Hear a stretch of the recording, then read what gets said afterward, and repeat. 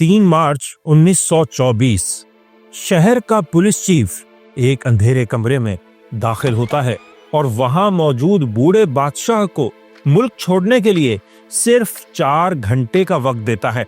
600 साल पुरानी सल्तनत के आखिरी हुक्मरान को आखिर में दिए गए सिर्फ 4 घंटे। शहर में फजर की अजानें गूंज रही थीं जब पुलिस की गाड़ियां उन्हें शहर से कहीं दूर एक छोटे और वीरान रेलवे स्टेशन पर लेकर पहुंची। मौसम ठंडा था, हल्की हल्की बारिश हो रही थी। यहूदी स्टेशन मास्टर ने बूढ़े बादशाह और उनके घर वालों को बुरे हाल में देखा तो उससे रहा न गया। वो भागकर गया, गरम गरम चाय लाया और रोते हुए कहा, जब हमारे आबाओ अजदाद को स्पेन से निकाला गया था, उन्हें पनाह के लिए एक वतन की तलाश थी, तो आप ही के खानदान ने हमें तबाह होने से बचाया था।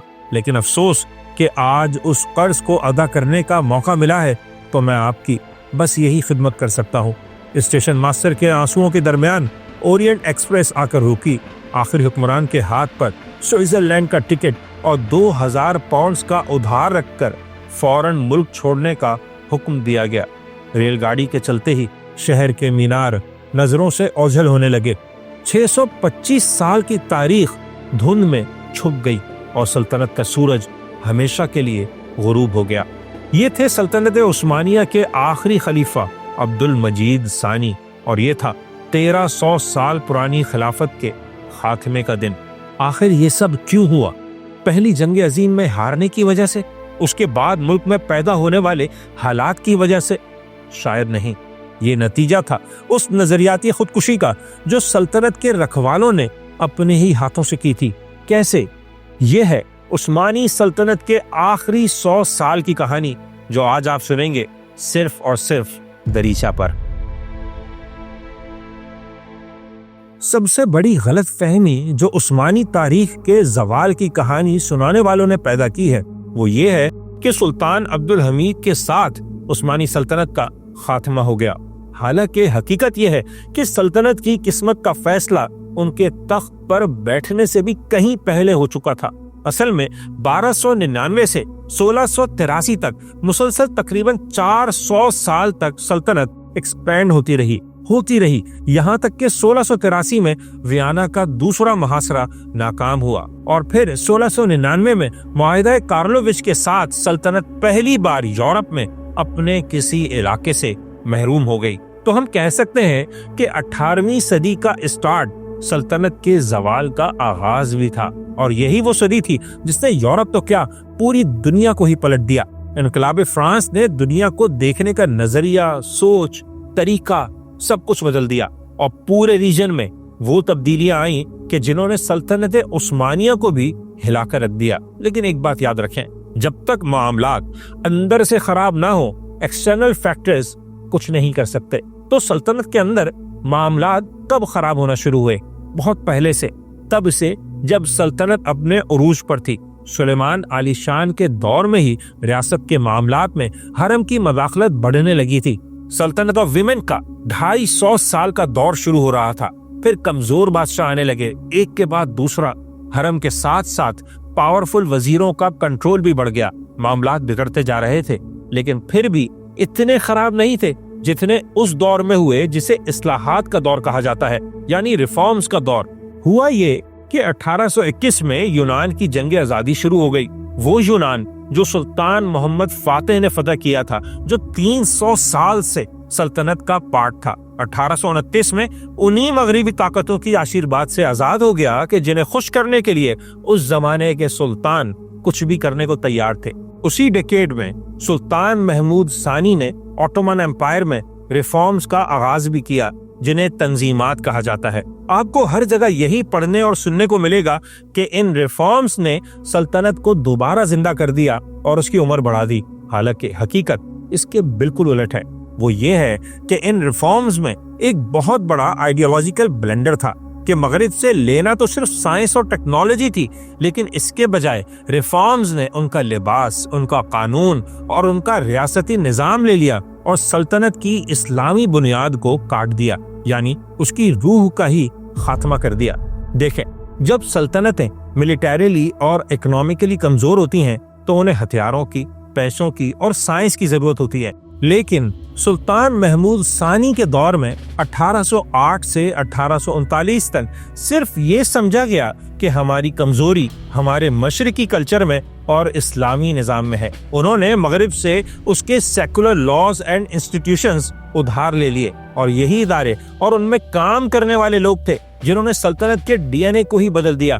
اور پھر ایک سیلاب آیا جس نے ریاست کے ٹکڑے ٹکڑے کر دیے۔ یہ تھی قوم پرستی کی تحریک۔ تو ترک قوم پرستی کی رو میں بہ رہے تھے تو دوسرے کیوں پیچھے رہتے؟ آخر بصرہ کے رہنے والے، یمن کے لوگ، حجاز، شام، فلسطین کے لوگ ایک کٹر ترک قوم پرست ملک میں رہنا کیوں پسند کرتے کہ جہاں حکمرانوں کی قوم عظیم ہو اور باقی سب کمتر ہو؟ اگر قوم کی بنیاد پر کوئی عظیم تر ہو سکتا ہے تو ان کے خیال میں عربوں کو یہ حق زیادہ حاصل ہے۔ تو عربوں میں بھی ایک سے بڑھ کر ایک قوم پرستی کی تحریکیں وجود میں آ گئیں۔ سلطنت ایک ایسا ملک بن گئی جس میں ہر قوم عظیم تھی اور دوسری قوم کے سائے تلے نہیں رہنا چاہتی تھی۔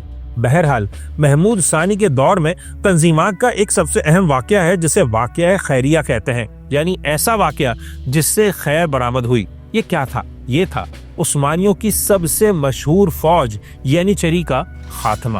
جون 1826 میں سلطان محمود ثانی نے ینیچری کو کالعدم قرار دے دیا اور اپنی بنائی گئی ماڈرن فوج کو حکم دیا کہ وہ اس کا خاتمہ کر دے۔ لیکن کیوں؟ کیونکہ ینیچری کا ٹریک ریکارڈ بالکل اچھا نہیں تھا۔ جب تک پاورفل سلطان تھے تب تک ان پر قابو رکھا گیا، لیکن جیسے ہی کمزور سلطان آنا شروع ہوئے، پاور ویکیوم پیدا ہوا تو وہ آگے آئے اور سلطنت کو اپنی مرضی کے مطابق چلانا شروع کر دیا۔ لیکن with great power comes great responsibility۔ اب یہ ذمہ داری کہاں سے آتی؟ جب ہاتھ میں بندوق ہو تو بندے کا دماغ ویسے ہی ساتویں آسمان پر ہوتا ہے، وہ ہر مسئلے کو بندوق سے حل کرنے کی کوشش کرتا ہے۔ نتیجہ یہ نکلا کہ کبھی کوئی سلطان ینیچری کے ہاتھوں مارا جاتا، کبھی تخت سے اٹھا کر پھینک دیا جاتا، تو کبھی کسی شہزادے کی شامت آ جاتی۔ ینیچری پوری آٹومن امپائر کا سب سے کرپٹ پارٹ بن چکا تھا۔ اس سے دشمن نہیں بلکہ خود اپنے لوگ ڈرتے تھے۔ اس لیے سلطان محمود ثانی نے فیصلہ کر لیا کہ ینیچری ڈس بینڈ کر دی جائے۔ یہ دنیا کے سامنے اعلان تھا کہ عثمانیوں کا پرانا نظام اب ختم ہوگا، وہ نظام کہ جس نے اب تک صرف فتوحات ہی دیکھی تھی، جس سے دنیا ڈرتی تھی، وہ نظام نہیں چلے گا۔ یہ ایک لحاظ سے تو بہت اچھی بات تھی، لیکن جب بھی کوئی انقلاب آتا ہے یا ریفارمز ہوتی ہیں تو سب سے پہلے اس بات کا خیال رکھنا ضروری ہوتا ہے کہ بریک کہاں لگانے ہیں۔ اور افسوس کی بات یہ ہے کہ مسلم دنیا میں جب بھی معاملہ ریفارمز کا آیا، سب بریک لگانا بھول گئے۔ سلطان محمود ثانی نے پورے خلوص کے ساتھ کوشش کی، لیکن حقیقت یہ ہے کہ انہوں نے بریک نہیں لگائے۔ سمجھیں، سلطنت کی پرانی عمارت کو بارود سے اڑا ہی دیا تاکہ اس کی جگہ ایک نیا محل کھڑا ہو سکے، اور جو محل کھڑا ہوا، افسوس کی بات ہے کہ مغربی بنیادوں پر کھڑا ہوا۔ نہ جانے کیوں ایسا لگتا ہے جیسے سلطان محمود ثانی کسی آئیڈینٹی کرائسس کا شکار تھے۔ انہوں نے فوج اور بیوروکریسی کے پرانے لباس اور پگڑی پہننے پر بھی پابندی لگا دی، اور اس کی جگہ مغربی پتلون اور سرخ رنگ کی ٹوپی فیض لازمی کر دی، جو بعد میں ترکی ٹوپی کے نام سے مشہور ہوئی۔ اور اس سے بھی بڑھ کر غلطی یہ کی کہ اسلامی شریعت اور ثقافت کے بجائے فرانس اور یورپ کے ماڈل کے سیکولر قوانین کو اپنانا شروع کر دیا۔ یہ سراسر ایک خودکشی تھی جس نے سلطنت کی بنیادوں کو ہی کاٹ دیا۔ آٹومن امپائر صدیوں سے اس لیے قائم نہیں رہی تھی کہ وہ ترک سلطنت تھی، وہ اس لیے قائم تھی کیونکہ یہ مسلم امپائر تھی، جس میں ترک، عرب، کرد اور بلقان کے لوگ سب ایک امت کے تصور کے ساتھ رہتے تھے۔ اس سلطنت کا گلو اسلام کی محبت تھی، بلا شبہ قدامت پسندی تھی، لیکن پھر بھی بنیاد مضبوط تھی۔ لیکن سیکولر نظام کے آنے سے وہ گلو ختم ہو گئی، وہ بنیاد ہل گئی جس پر عثمانی سلطنت صدیوں سے قائم تھی۔ جیسے محمود ثانی نے مدرسے کے نظام کو چھیڑا نہیں، لیکن اس کے پیرالل ایک نیا سیکولر تعلیمی نظام شروع کر دیا۔ انہوں نے رشدیہ کے نام سے سیکنڈری اسکولز اور بیوروکریسی کی ٹریننگ کے لیے مکتب معارف عدلیہ جیسے ادارے بنائے، جہاں مذہبی تعلیم نہیں دی جاتی تھی بلکہ صرف ریاضی، سائنس، جغرافیہ اور سیاسیات جیسے مضامین پڑھائے جاتے تھے۔ پھر 1838 کے برٹش آٹومن ٹریڈ ایگریمنٹ کے بعد انٹرنیشنل ٹریڈ کے لیے ایسے قانون اور عدالتیں بنائیں جو مکمل طور پر ویسٹرن اسٹائل کی تھی اور شرعی دائرہ کار سے باہر کام کرتی تھیں۔ یہ سب کچھ انہوں نے سلطنت کی معیشت کو عالمی سرمایہ دارانہ نظام کے ساتھ جوڑنے کے لیے کیا، لیکن حاصل کیا ہوا؟ نہ سلطنت معاشی طور پر بچ سکی اور نہ ہی جغرافیائی طور پر۔ آپ کو سمجھ آ رہا ہوگا کہ مصطفیٰ کمال اتا ترک نے بعد میں جو کچھ کیا وہ ایک حد تک 100 سال پہلے بھی ہو چکا تھا، یعنی وہ محمود ثانی کے نقش قدم پر ہی چلے تھے۔ اس بات کو کوئی نہیں سمجھا، نہ محمود ثانی نہ مصطفیٰ کمال، کہ مغرب کی کامیابی ان کے لباس میں نہیں، ان کی مضبوط فوجی صلاحیت، ان کے زبردست اتحاد، ان کے جدید تعلیمی نظام اور ان کی انڈسٹریز اور اکانومی میں ہے۔ لیکن اصلاحات کے شوقین مسلمانوں کو یہی لگتا رہا کہ دربار کے اندر کاسمیٹک تبدیلیاں لانے سے ہی سلطنت ترقی کر جائے گی، اور یہی ان کی سب سے بڑی غلطی تھی، اور اس کا نتیجہ یہ نکلا کہ سلطنت پوائنٹ آف نو ریٹرن پر پہنچ گئی۔ محمود ثانی کا انتقال 1839 میں ہوا اور وہ اپنے پیچھے ریفارمز کے نام پر ایسا بیمار نظام چھوڑ کر گئے جو 40 سال کے اندر پورے جسم میں پھیل گیا۔ محمود ثانی نے سلطنت کو بچانے کے لیے مغرب سے امپورٹ کی گئی جو دوائی پلائی تھی وہ اصل میں امت کے لیے زہر تھا۔ اب مریض آہستہ آہستہ مرنے لگا، اور ان کے بعد آنے والے سلطان عبد المجید اول کے دور میں مزید ریفارمز ہوئی۔ تمام رعایا کو، چاہے اس کا تعلق کسی بھی مذہب سے ہو، قانون کے سامنے برابر قرار دیا اور ان کے جان و مال کے تحفظ کی ضمانت دی۔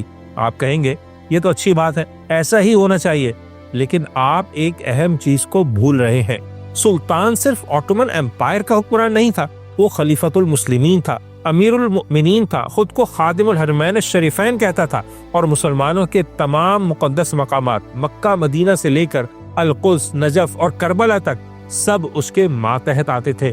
جب اس کی طرف سے یہ حکم جاری ہو کہ مسلمان اور ایک غیر مسلم دونوں برابر ہیں، اس زمانے کے لحاظ سے ایسی بات تھی جو مذہبی طبقے سے تو بالکل ہضم نہیں ہوئی۔ جب سلطنت میں پہلی بار مغربی سٹائل کے بینک بنے، جب یورپی بینکوں سے قرضے لینے کا آغاز ہوا، جب پہلی بار سلطنت کو مغربی رنگ میں رنگنے کی اجازت دی گئی، تب مزاحمت تو ہونا تھی، لیکن کوئی چیز سلطان عبد المجید کو روک نہیں پائی۔ انہوں نے 1856 میں مزید ریفارمز کا اعلان کر دیا۔ ملک کے حالات خراب سے خراب تر ہوتے جا رہے تھے، لیکن ملک چلانے والے لوگوں کے نزدیک ریفارم کا صرف ایک ہی طریقہ تھا، یورپی طریقہ۔ کیوں؟ کیونکہ یہ کام جو لوگ کر رہے تھے، وزیر، امیر، کبیر، ان میں زیادہ تر سلطنت کی نمائندگی کے لیے ملک سے باہر گئے تھے، یا وہ عسکری تعلیم کے لیے مغربی ملکوں میں رہ چکے تھے، اور اسلامی ذہن رکھنے والے ریفارمر سے یہ دور مکمل طور پر خالی تھا۔ اور اس کا نتیجہ یہ نکلا کہ مذہبی طبقہ، روایتی طبقہ مین اسٹریم سیاست سے باہر ہوتا چلا گیا۔ عام مدرسے کے طالب علم کو کوئی ملازمت نہیں ملتی تھی۔ وہ اساتذہ کہ جو کبھی شرعی عدالتوں میں فیصلے کیا کرتے تھے، اب ان کی جگہ ایک کمرشل عدالت میں جج بیٹھا ہوا تھا۔ تو ریفارمز پر ریفارمز ہوتی رہیں، مسلمان پیچھے ہوتے چلے گئے، غیر مسلموں کے حقوق بڑھائے جاتے رہے، لیکن جیسا کہ میں نے کہا تھا نا کہ حقوق جتنے بڑھتے گئے، بغاوتوں میں اتنا ہی اضافہ ہوتا چلا گیا۔ آخر کیوں؟ اس کی وجہ یہ تھی کہ یہ تمام ریفارمز کمزوری کی حیثیت سے کی گئی تھیں، اور ہر اصلاح کے بعد مغربی ملکوں کی طرف سے ڈو مور کا مطالبہ ہوتا، اور اندر موجود عناصر کو تحریک بھی دی جاتی کہ وہ مزید بغاوت کریں۔ حقیقت یہ تھی کہ برطانیہ کے وزیر خارجہ جارج ویلیئرز نے، جسے فورتھ ارل آف کلیرنڈن کہا جاتا تھا، ایک بار کہا تھا، عثمانیوں کے حالات کی اصلاح کا واحد رستہ یہ ہے کہ سطح زمین سے ان کا وجود بالکل مٹا دیا جائے۔ لیکن یہاں سلطانوں کا حال دیکھیں کہ 1867 میں عبد العزیز وہ پہلے عثمانی سلطان بنے جنہوں نے اسی برطانیہ کا سرکاری دورہ کیا، بلکہ وہ فرانس اور آسٹریا بھی گئے۔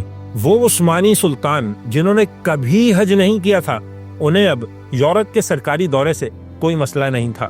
وہ الگ بات کہ اس دورے میں عبد العزیز کو اچھی طرح اندازہ ہو گیا کہ مغرب کبھی عثمانیوں کو قبول نہیں کرے گا، اور واپس آ کر انہوں نے روس کی طرف جھکاؤ کی پالیسی اختیار کر لی۔ انہوں نے مغرب کی ریفارمز کے مکمل نفاذ سے بھی انکار کیا، اور دفاعی لحاظ سے خود انحصاری کی پالیسی بھی شروع کر دی۔ نتیجہ یہ نکلا کہ مئی 1876 میں سلطنت میں اندر تک موجود مغربی عناصر نے ایک فوجی بغاوت کے ذریعے عبد العزیز کو تخت سے ہٹا دیا، اور کچھ دن بعد وہ پر اسرار حالت میں مردہ پائے گئے۔ سرکاری طور پر اعلان یہی کیا گیا کہ انہوں نے خودکشی کر لی، لیکن اس بات کو کوئی مورخ نہیں مانتا۔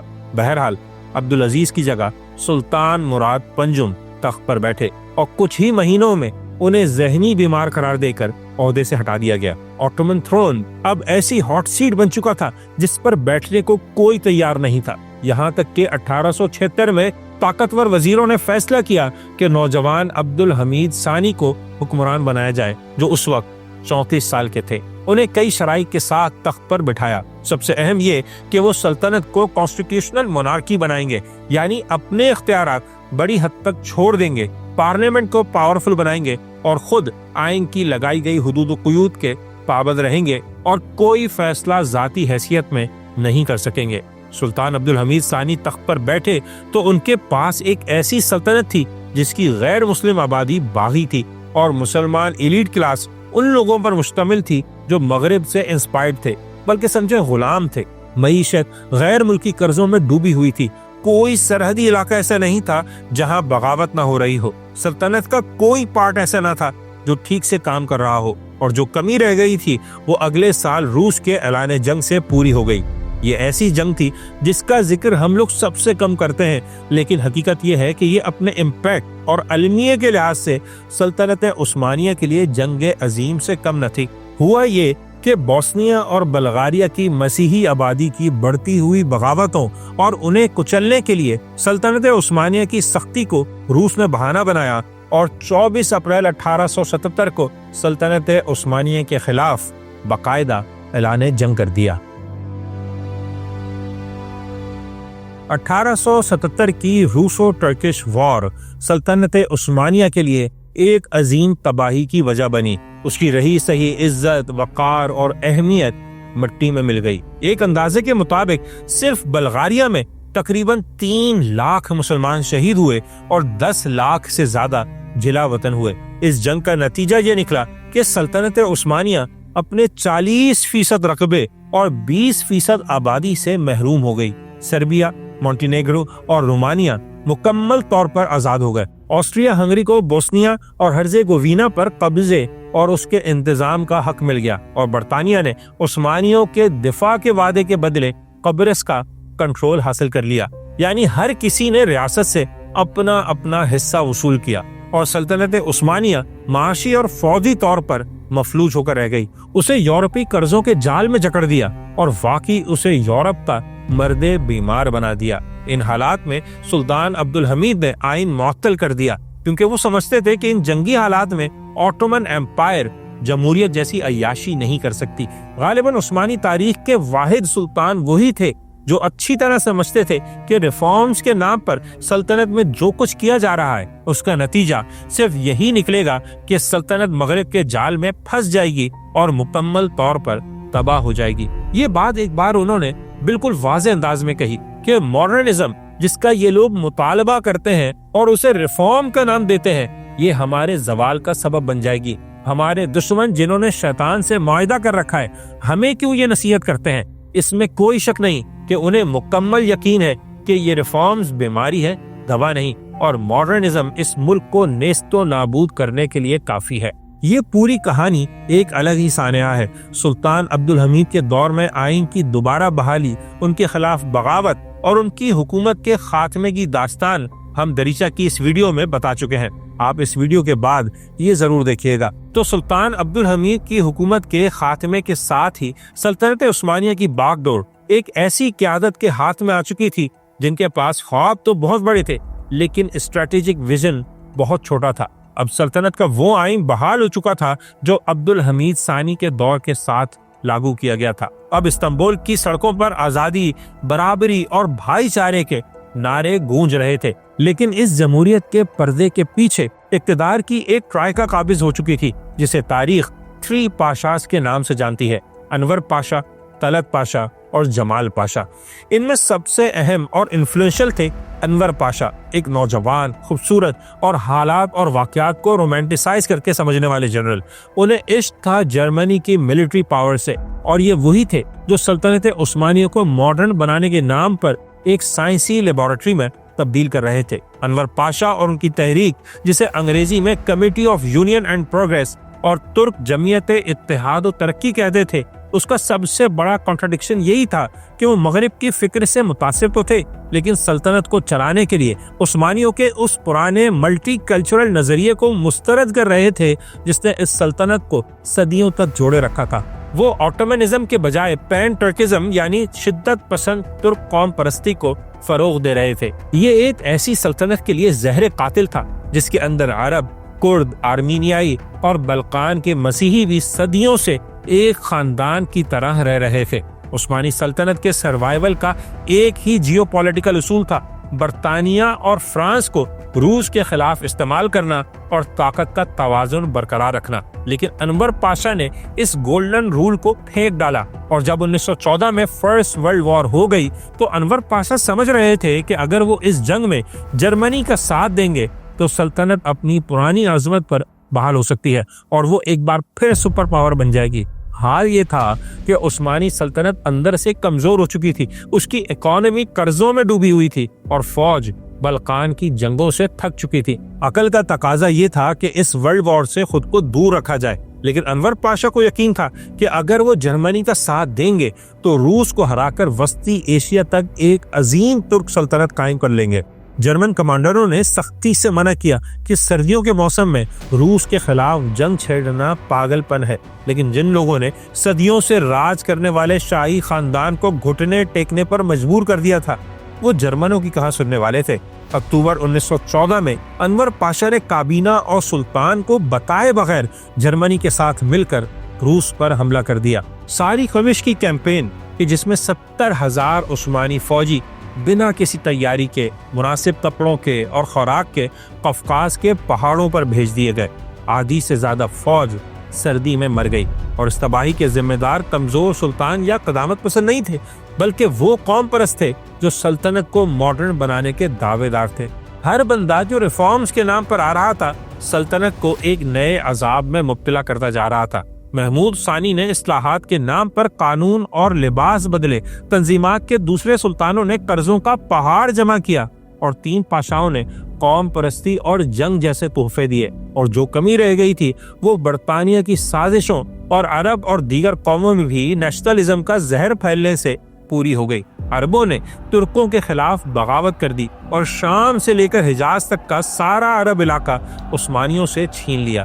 اس بارے میں آپ کو مکمل تفصیلات ملیں گی دریچہ کی اس ویڈیو میں، وقت نکال کر ضرور دیکھیے گا۔ تو 1918 تک آتے آتے ورلڈ وار ختم ہو گئی اور عثمانی سلطنت کو تقریباً ہر محاذ پر عبرت ناک شکست کا سامنا کرنا پڑا۔ تب یہ 3 پاشا جو سلطنت کو عظیم سے عظیم تر بنانے کی باتیں کرتے تھے، نومبر کی ایک تاریخ رات میں استنبول سے فرار ہو گئے۔ پیچھے ایک جلتا ہوا شہر، ایک اجڑی ہوئی سلطنت اور لاکھوں لاشیں چھوڑ کر۔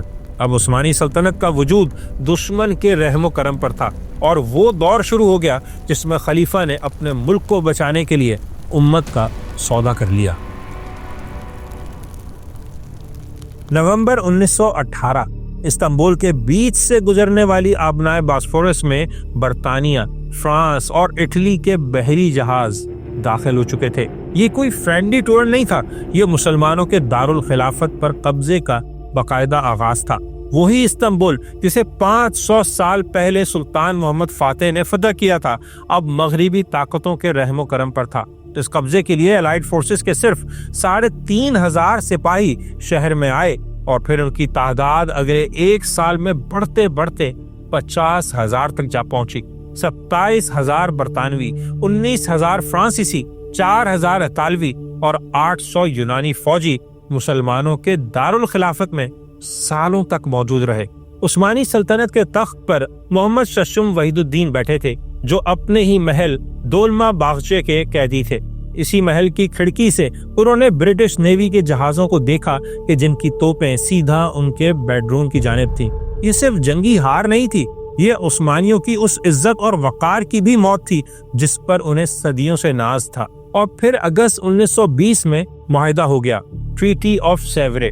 معاہدہ کیا، بس سمجھے سلطنت کا ڈیتھ وارنٹ تھا، اس کی عزت کا جنازہ تھا۔ تمام عرب اور بلقان کے علاقے اس سے چھین لیے گئے، بلکہ خود ترکوں کا اپنا وطن یعنی اناطولیہ بھی ٹکڑے ٹکڑے کر دیا گیا۔ یونان، اٹلی، فرانس اور برطانیہ نے اسے ریوڑیوں کی طرح آپس میں بانٹ لیا۔ اور عثمانیوں کے پاس رہ گیا صرف اور صرف اناطولیہ کا وہ سینٹرل ریجن جہاں کچھ بھی نہیں تھا، بیابان، ویران علاقے۔ اور افسوس کی بات یہ ہے کہ خلیفہ اپنا تخت بچانے کے لیے اس معاہدے پر بھی راضی ہو گیا، لیکن یہ بات ترکوں جیسی غیرت مند قوم کو بالکل پسند نہیں آئی۔ وسطی اناطولیہ کے پہاڑوں میں قوم نے بغاوت کا اعلان کر دیا، جسے کچلنے کے لیے استنبول سے ایک فوج بھیجی گئی جس کی قیادت مصطفیٰ کمال کے پاس تھی، جنہوں نے وہاں جا کر باغیوں کو کچلنے کے بجائے خود ان کی قیادت سنبھال لی اور ایک آزاد ترک وطن کی جدوجہد کا اعلان کر دیا۔ اس جنگ کی وجہ سے مصطفیٰ کمال کی شہرت آسمان کی بلندیوں پر پہنچ گئی، کیونکہ اس دور میں جب پورا عالم اسلام مغرب کا غلام تھا، کوئی انہیں ہرا نہیں پا رہا تھا، تب ترک فوجوں نے ایک نہیں کئی محاذوں پر دشمن کو شکست دی اور ترک سرزمین کو آزاد کروایا۔ یہی وجہ ہے کہ عرب سے لے کر عجم تک ہر طرف مصطفیٰ کمال کا نام گونج رہا تھا۔ علامہ اقبال نے مصطفیٰ کمال کی کامیابیوں کے بعد اپنی مشہور نظم طلوع اسلام لکھی، جس میں ایک سے بڑھ کر ایک شاہکار شعر ہے۔ ربوداں ترک شیرازی دل تبریز و کابل را، صبا کرتی ہے بوئے گل سے اپنا ہم سفر پیدا۔ یہ ترک شیرازی کون ہے؟ جی ہاں، مصطفیٰ کمال پاشا، وہ کہ جس نے تبریز اور کابل کا دل جیت لیا ہے اور ان کے دل میں بھی آزادی کی لگن پیدا کر دی ہے۔ مشہور عرب شاعر احمد شوقی کہہ اٹھے، اللہ اکبر کم فی الفتح من عجب، یا خالد الترکی جدد خالد العرب۔ اللہ اکبر، اس فتح میں کتنے عجائبات ہیں، اے خالد ترک، عرب کے خالد کی یاد تازہ کر دے۔ لیکن وہ کہتے ہیں نا کہ اختیار ملنے سے انسان بدلتا نہیں، بلکہ اس کا اصلی چہرہ سامنے آتا ہے۔ وہ کہ جس نے ترک سرزمین کو بچایا، دنیا کے مسلمانوں کا حوصلہ بڑھایا، اس نے بعد میں خلافت کو دفن کر دیا۔ اصل میں ترکی میں اب پاور کے دو پیرلل سینٹرز بن چکے تھے، ایک استنبول میں کہ جہاں انگریزوں کے ماتحت خلیفہ وحید الدین بیٹھے تھے، اور دوسرا انقرہ میں کہ جہاں مصطفیٰ کمال کی انقلابی پارلیمنٹ حکومت کر رہی تھی۔ ان دونوں کے درمیان نفرت اس حد تک بڑھ چکی تھی کہ استنبول کے خلیفہ نے مصطفیٰ کمال اور ان کے ساتھیوں کو باغی اور کافر قرار دے کر سزائے موت کا فتویٰ بھی جاری کر دیا، جبکہ انقرہ کی پارلیمنٹ نے استنبول کے خلیفہ کو انگریزوں کا اعلی کار اور غدار قرار دے دیا۔ لیکن کوئی نہیں جانتا تھا کہ ان عظیم کامیابیوں کے پیچھے جنہوں نے مسلمانوں کو زندہ کر دیا تھا، کہانی کچھ اور ہے۔ مصطفیٰ کمال کا اصل چہرہ تب سامنے آیا جب 1922 میں یونانیوں کو شکست دے کر اناطولیہ کو آزاد کروا لیا۔ تب یورپین پاورز نے سوئٹزرلینڈ کے شہر لوزان میں ایک امن کانفرنس بلائی تاکہ ترکی کی قسمت کا فیصلہ ہو سکے، اور یہاں انگریزوں نے اپنی آخری چال چلی۔ کانفرنس کے لیے استنبول کے خلیفہ اور انقرہ کی انقلابی حکومت دونوں کو الگ الگ دعوت نامے بھیجے تاکہ وہ آپس میں لڑ پڑیں اور انگریزوں کو فائدہ پہنچے۔ یہ مصطفیٰ کمال کے لیے آخری چانس تھا۔ وہ جانتا تھا کہ جب تک استنبول میں عثمانی سلطنت قائم ہے، وہ ایک جدید اور آزاد ترک ریاست نہیں بنا سکتا۔ اس نے انگریزوں کی اس چال کو ایک ماسٹر اسٹروک میں بدل دیا۔ 1 نومبر 1922 کو انقرہ کی پارلیمنٹ میں ایک ایسا قانون پیش کیا جس نے ایک عجیب صورتحال پیدا کر دی، یہ کہ سلطنت کو خلافت سے الگ کر دیا۔ اس نے دلیل دی کہ حکومت کرنا ایک سیاسی عمل ہے، جبکہ خلافت ایک روحانی ادارہ ہے۔ پارلیمنٹ نے یہ بل پاس کر دیا اور عثمانی سلطنت کا خاتمہ کر دیا۔ خلافت یعنی روحانی حیثیت تو عثمانی خاندان کے پاس رہے گی، لیکن حکومت نہیں۔ اب محمد ششم وحید الدین آل عثمان کے خلیفہ تو تھے، لیکن ان کی سیاسی بادشاہی ختم ہو چکی تھی۔ وحید الدین کو اب سمجھ آ چکی تھی کہ انقرہ کی قوم پرست فوج کسی بھی وقت استنبول میں داخل ہو کر انہیں گرفتار کر سکتی ہے۔ اس لیے 17 نومبر 1922 کی صبح جب استنبول میں شدید بارش ہو رہی تھی، آخری عثمانی سلطان محمد ششم وحید الدین اپنے بیٹے اور چند وفادار خادموں کے ساتھ محل کے پچھلے دروازے سے نکلے اور چپکے سے برطانوی بحری جہاز HMS ملایا پر سوار ہوئے اور ہمیشہ کے لیے جلا وطنی کے سفر پر روانہ ہو گئے۔ یہ عثمانیوں کا سب سے بڑا المیہ تھا۔ وہ خلیفہ جس نے انگریزوں کے خلاف جہاد کا اعلان کیا تھا، وہ خود اپنی جان بچانے کے لیے انگریزوں کے ہی جہاز پر بھاگ رہا تھا۔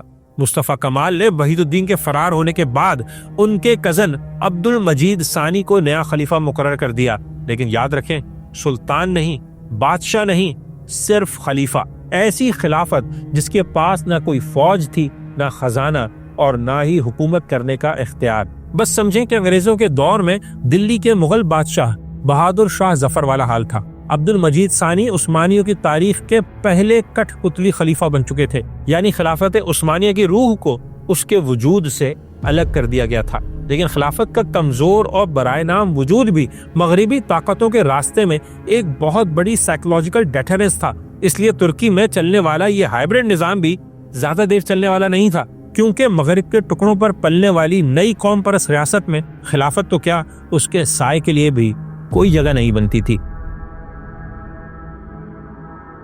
سلطنت کی موت کے بعد خلافت عثمانیہ کے آخری خلیفہ عبد المجید ثانی ایک ایسے کٹ پتلی حکمران تھے جس کا اپنا کوئی سیاسی وجود اور اہمیت نہیں تھی۔ یہ نومبر 1922 سے مارچ 1924 کے درمیان کا استنبول تھا۔ عبد المجید ثانی کوئی روایتی حکمران نہیں تھے، ایک نفیس سے آدمی تھے، آرٹسٹ تھے، پیانو بجاتے تھے، تصویریں بناتے تھے۔ وہ دولمہ باغچے محل کے وسیع اور ویران کمروں میں رہتے تھے، جہاں ماضی کے سلطانوں کی شان و شوکت اب صرف دیواروں پر لٹکی تصویروں تک ہی محدود رہ گئی تھی۔ اکتوبر 1923 میں جب مصطفیٰ کمال نے سیکولر جمہوریہ ترکی بنانے کا اعلان کیا اور استنبول سے دارالحکومت کا درجہ چھین کر اسے انقرہ منتقل کر دیا، تو استنبول صرف ماضی کا ایک کھنڈر رہ گیا تھا اور خلیفہ اس کھنڈر کا پہلا قیدی۔ عبد المجید ثانی اپنے تئیں عثمانیوں کے وقار کو بچانے کی آخری کوشش کر رہے تھے۔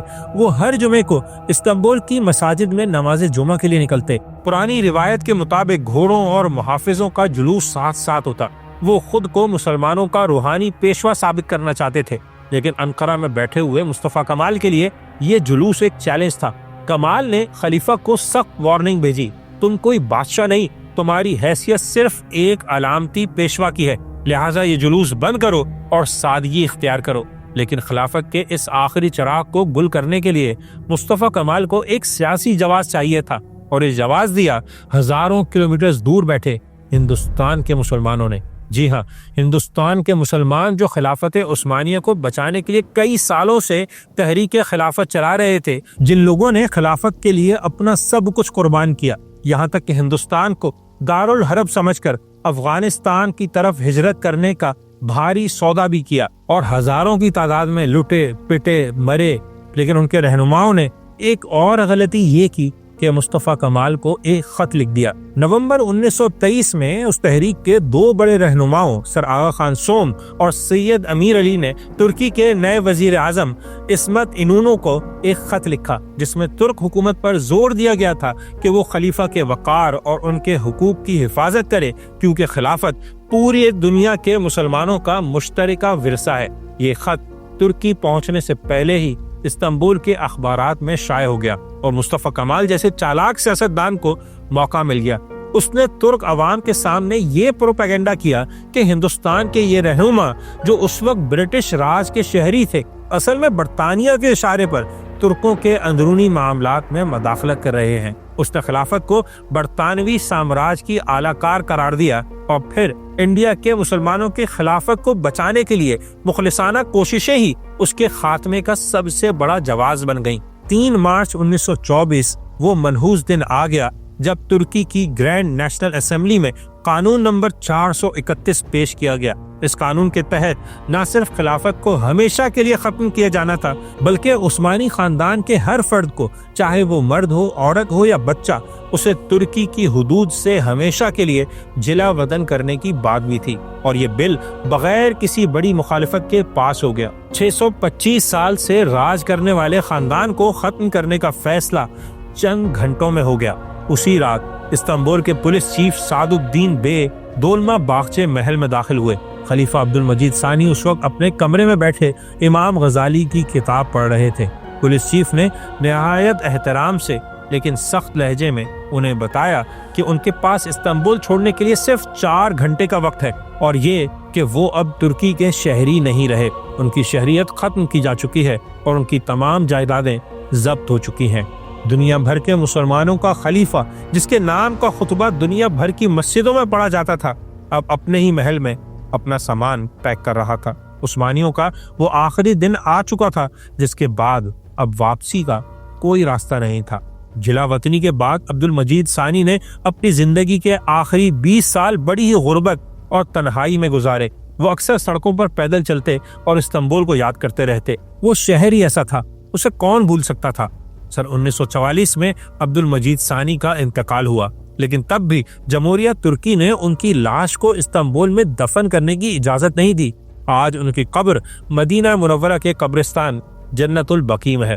کوئی بے نام کتبہ ہوگا جس کے نیچے مسلمانوں کا آخری خلیفہ سو رہا ہے، صرف اس لیے کیونکہ عثمانیوں نے مصلحت پسندی اور جدید نظریات کے نام پر اپنی ہی روح کو اپنے جسم سے الگ کر دیا تھا۔ لیکن وہ یہ بھول گئے تھے کہ جب روح نکل جائے تو جسم مٹی بن جاتا ہے۔